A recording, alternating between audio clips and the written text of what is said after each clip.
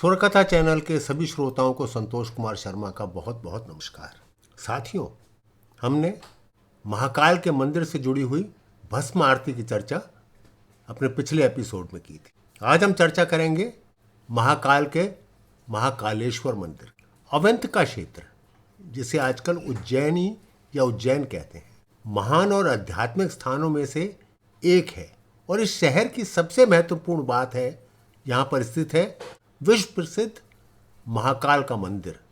स्वयं महाकाल यहाँ मौजूद है, जिस भगवान को समय पर नियंत्रण है, जिनका समय पर कंट्रोल है, जो व्यक्ति की मृत्यु के समय को भी बदलने की क्षमता रखते हैं, जो जीवन में कुछ भी प्रदान करने की क्षमता रखते हैं, वह है भगवान महाकाल। अवंतिका पुराण के अनुसार भगवान शिव वर्णन करते हैं कि उज्जैन एक ऐसा पवित्र स्थान है कि इस स्थान पर व्यक्ति ब्रह्म हत्या जैसे किसी भी प्रकार के पाप से भी छुटकारा पा सकता है।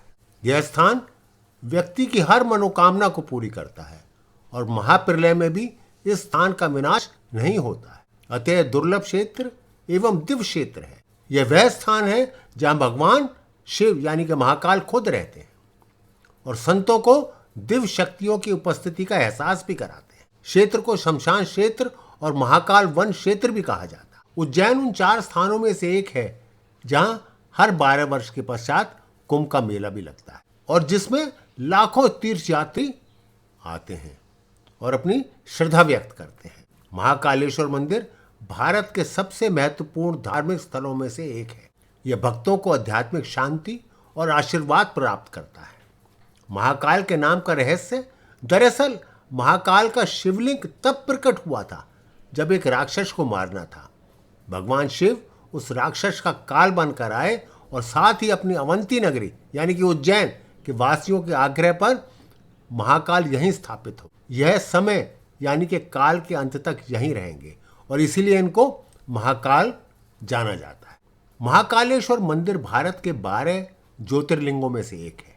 इस मंदिर का पुराणों, महाभारत और कालिदास जैसे महाकवियों की रचनाओं में भी मनोहर वर्णन मिलता है। ऐसा माना जाता है कि वर्तमान मंदिर का निर्माण 6ठी शताब्दी ईस्वी में उज्जैन के पूर्व राजा चंद प्रद्योत के पुत्र कुमार सेन ने करवाया था। 12वीं शताब्दी ईस्वी में राजा उदयदित्य और राजा नरवर्मन के तहत इसका पुनर्निर्माण हुआ।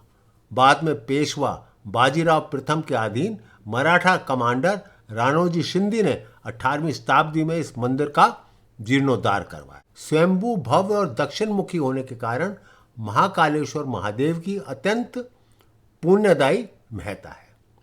इसके दर्शन मात्र से ही मोक्ष की प्राप्ति हो जाती है। ऐसी मान्यता है कि महाकवि कालिदास ने मेघदूत में उज्जैनी की चर्चा करते हुए इस मंदिर की बहुत ही प्रशंसा की थी। महाकालेश्वर मंदिर का इतिहास प्राचीन काल से जुड़ा हुआ है। पुराणों में इस मंदिर का उल्लेख है जिसमें कहा गया है कि इसे प्रजापति ब्रह्मा ने बनवाया था, जो इसके प्राचीन अस्तित्व का प्रमाण है। महाकालेश्वर मंदिर का सबसे पहले उल्लेख मत्स्य पुराण और अवंती खंड सहित प्राचीन संस्कृत ग्रंथों में भी पाया जाता है। यह ग्रंथ इसके अस्तित्व को ईसा पूर्व 4वीं शताब्दी का बताते हैं।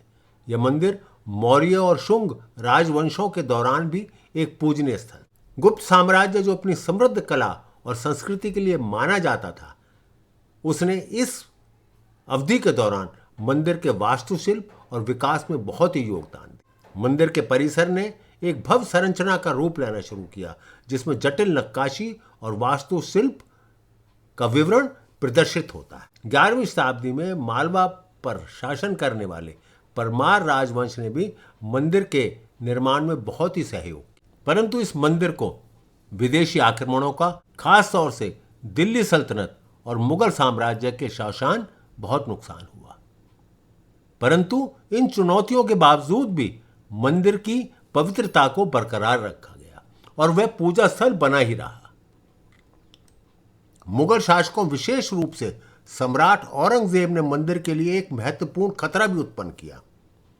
उसके शासनकाल के दौरान मंदिर को अपवित्र किए जाने और आंशिक रूप से नष्ट किए जाने के भी प्रमाण मिलते हैं। मुगल सम्राट के पतन के बाद ब्रिटिश राज्य यहां आया। उसके दौरान मंदिर के जीर्णोद्धार का प्रयास फिर शुरू हुआ।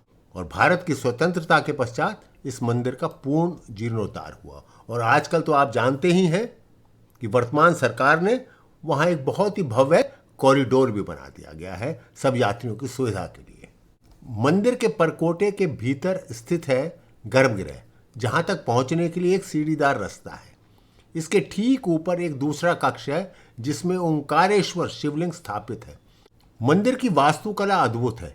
यह मंदिर नागर शैली में बनाया गया है और इसमें कई मंडप, स्तंभ और मूर्तियां हैं। मंदिर का गर्भगृह अंधेरा है जहां भगवान शिव का ज्योतिर्लिंग स्थापित है।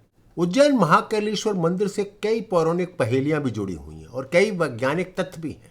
हमने भस्म आरती के विषय में तो अपने पिछले एपिसोड में चर्चा ही की थी। एक बहुत ही महत्वपूर्ण पहेलियां इसके साथ जुड़ी हुई हैं। ऐसा कहा जाता है कि कोई भी राजा या शासक रात में उज्जैन में नहीं रुक सकता और ये राजा विक्रमादित्य के समय से ही इस मंदिर के पास और शहर में कोई राजा या मंत्री रात नहीं गुजारता। इससे जुड़े हुए कई उदाहरण भी हैं। ये कहा जाता है कि एक शहर में एक ही राजा रह सकता है और उज्जैन का राजा तो महाकाल है।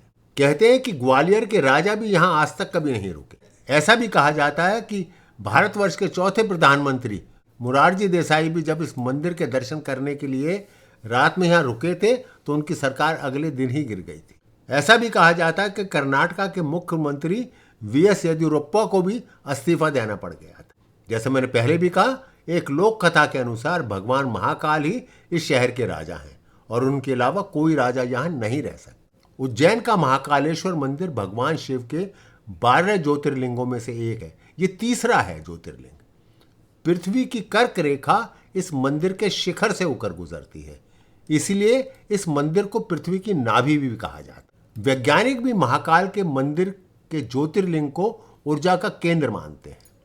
वैज्ञानिकों का मानना है कि महाकालेश्वर मंदिर एक सौर स्थल पर बना हुआ है जहां सूर्य की ऊर्जा का उपयोग किया जाता है, जो मंदिर की शांति और ध्यान को बढ़ाता है।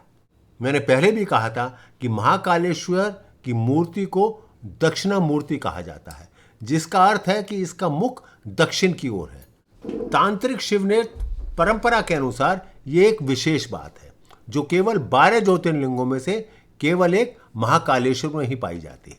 इस मंदिर का एक और अनोखा पहलू है, इसका समय के साथ जुड़ाव है। महाकालेश्वर के रूप में भगवान शिव को अक्सर समय का संरक्षक या काल भैरव भी माना जाता है।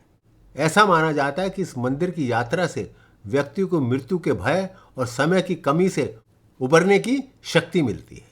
भारत के 12 ज्योतिर्लिंगों में से महाकाल में लिंगम स्वयं से पैदा हुआ है। स्वयं के भीतर से शक्ति को प्राप्त करने के लिए माना जाता है। अन्य छवियों और लिंगों के खिलाफ जो औपचारिक रूप से स्थापित हैं और मंत्र के साथ निवेश किए गए हैं, यहां ऐसा नहीं है। ये शक्ति का स्वयं रूप है। आज बस केवल इतना ही। अगले एपिसोड में चर्चा करेंगे एक और ज्योतिर्लिंग की। तब तक के लिए कृपया आज्ञा दीजिए। आप सभी का बहुत बहुत धन्यवाद। जय हो महाकाल।